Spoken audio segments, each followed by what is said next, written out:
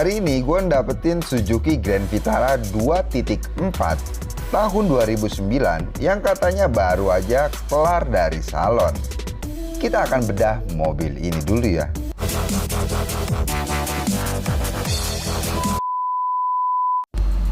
Dimulai dari bagian belakang dulu yang akan kita buka. Terlihat begitu gua ngebuka bagian pintu bagasi ini, semua aksen yang berwarna hitam itu mengkilat. Tapi mata gua langsung tertuju pada list yang ada di pinggir-pinggir pintu. Semua bagian listnya itu masih agak menguning. Namanya juga mobil silver, kalau misalkan dia ada kotoran yang menumpuk akan kuning seperti itu. Terus kita akan lihat pada bagian sebelah kirinya juga. Ternyata bagian atasnya juga masih banyak kerak kuningnya.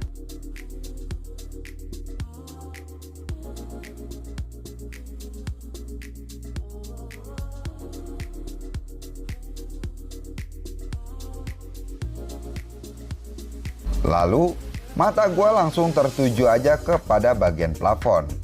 Ternyata plafon mobil ini cukup lumayan bikin mata gue terfokus pada bagian sebelah kiri. Noda yang ada bercak berwarna coklat, ternyata ini bekas cipratan saus. Kalau untuk bagian bagasinya, di sini gue lihat joknya masih banyak debu. Terutama pada bagian pinggir-pinggir trim plastik, dan juga di sini terdapat kotoran yang memang belum dibersihkan. Ini tuh sebenarnya baru keluar salon apa cuma dicuci steam aja sebenarnya. Kita akan masuk ke bagian row tengah ya. Begitu masuk row tengah ini sebenarnya nggak ada yang gue liatin terlalu gimana. Tapi gue langsung aja fokus sama bagian atas yang tadi gue udah sebutin. Bagian plafon ini ternyata selain kotor agak sedikit kecoklatan yang melebar, dia juga berbulu. Sepertinya ini salah dalam proses penanganan saat terjadinya cipratan saus yang dimaksud di bagian sini. Pada bagian depan ini, konsol bagian tengah ternyata masih ada kotorannya. Dan di sini gue semakin yakin mobil ini sebenarnya mungkin belum di salon, cuma dipoles bagian eksteriornya aja. Tapi kalau gue pegang jok-joknya, terus juga karpet itu bersih semua dan juga licin. Bagian konsol tengah juga di sini masih banyak debu dan kotoran.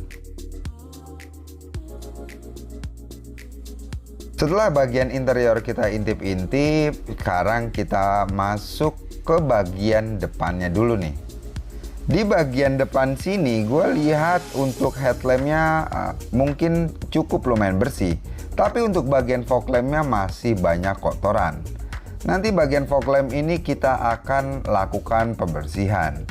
Dan untuk ruang mesinnya, pada bagian kap mesin, di balik kap mesinnya masih sama seperti bagian belakang bagasi.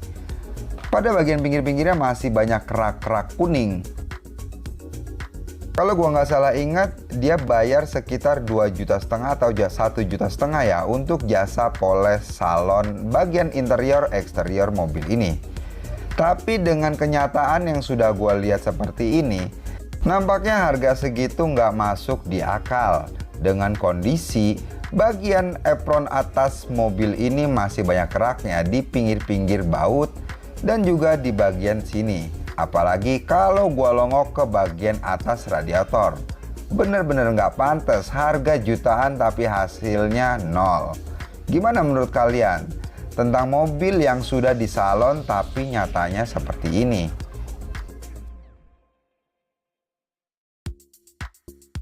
Terus untuk bagian yang sangat terlihat ini masih banyak kotorannya sob. Masih banyak debu, apalagi di celah-celah bagian atas ECU ini. Kalau kita lihat secara keseluruhan seperti ini, nampaknya mesin ini terlihat bersih-bersih aja. Tapi kalau dilihat lagi secara seksama, ternyata sela-selanya itu masih banyak yang ketinggalan. Dan di sini, ini dikasih seperti semir untuk ban ya. Di tangan terasa licin dan wanginya sama seperti semir ban. Pas gua buka cover mesin dan disinilah dosanya terlihat. Bener-bener keterlaluan.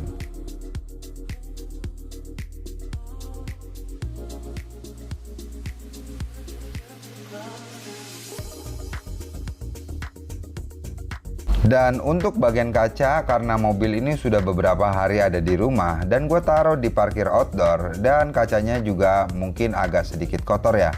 Tapi di luar dari kotoran yang ada, setelah gue lihat-lihat lebih dalam, ternyata kaca ini masih memiliki jamur-jamur mikro di bagian pinggirnya. Dan juga kaca ini terdapat baretan bekas wiper. Nah, ini dia PR gue. Sedangkan untuk pada bagian atasnya juga sama, masih banyak kerak. Dan ini nggak dipantes untuk dikategorikan mobil yang baru keluar dari salon. Mungkin kalau salonnya 200 atau 300 ribuan ya wajar lah, sebagai upah capek dan juga obat semir bannya. Nah, dari bagian bodi ini gue baru percaya bahwa mobil ini baru keluar dari salon. Di sini masih tersisa obat kompon yang berwarna putih di bagian pinggir. Dan di sini juga masih banyak kerak-kerak bodi di bagian tepinya. Sayang banget ini bagian plastik sama sekali nggak dilakukan treatment apapun. Jadi buluk ya tetap buluk. Kalau kalian taruh semir, mungkin semirnya nggak akan awet. Di next video, gue akan melakukan pembersihan pada bagian interior terlebih dahulu. Terutama pada bagian plafon yang menurut gue ini PR terberat di mobil ini. Karena noda yang cukup lumayan melebar, serta permukaan plafon yang sudah rusak akibat salah penanganan dalam proses pembersihan. Terima kasih, sampai ketemu di video berikutnya, dan see you!